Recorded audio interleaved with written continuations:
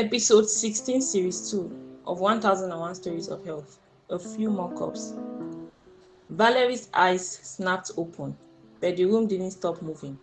Her head spun in a slow, sickening cycle, and for a moment, she forgot where or even who she was. Then the digital clock on her bedside table burned red numbers into her vision. 8:42 a.m. She was running an hour late. The silence of the room pressed down on her like judgment.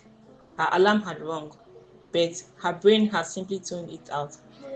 A biological circuit breaker flipping off. Valerie groaned, her throat raw and dry, her pulse racing. For the past 48 hours, she had fed herself on nothing but a strong, bitter cocoa brew, a concentrated mix of instant coffee and cocoa powder she swallowed like medicine. It made her feel in control, awake, ahead, until now.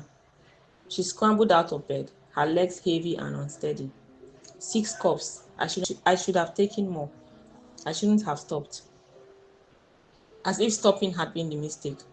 By the time she reached the office, the world felt flat, almost unreal.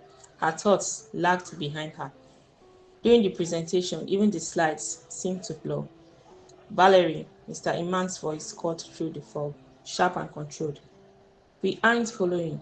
You seem off. Your words are slurring. Are you even awake? The words landed hard. She glanced at her trembling hands and quickly hid them beneath the table. I'm sorry, sir, she said quietly. I'll fix it. Fix it. Stay on top. Don't fall behind, Mr. Iman said.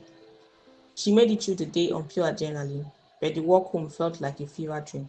When Valerie reached her kitchen, the soft hum of the kettle pulled at her again. Familiar, reliable. Just 2 more days, Valerie told herself. A few more cups, and everything would be back under control. It was the company's quarterly presentation week, and for days, Valerie had slept no more than an hour each night so she could keep working.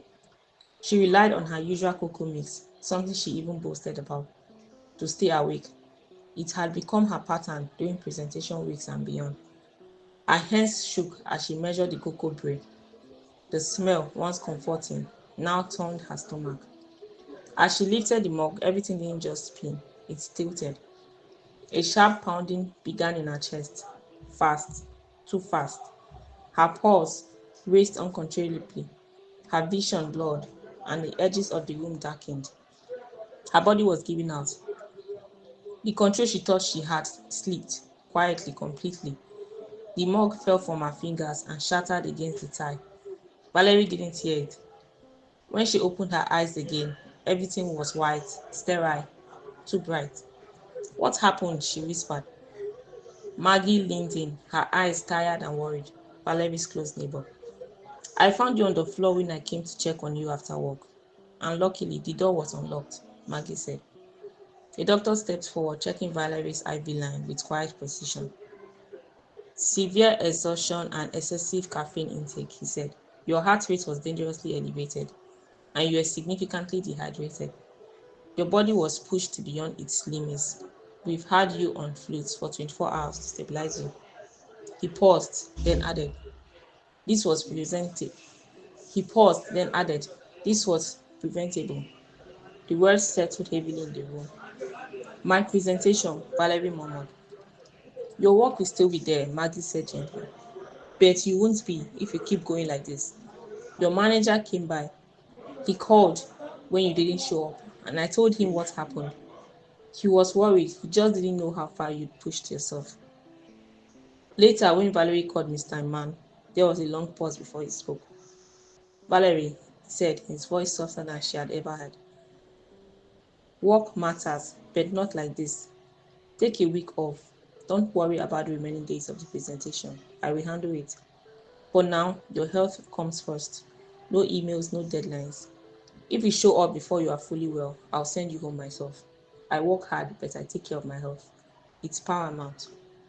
Then he paused again. Get real rest and prioritize quality sleep. Valerie let the phone slip onto the bed beside her. For the first time in a long while, she didn't reach for her phone. No urge to check, no need.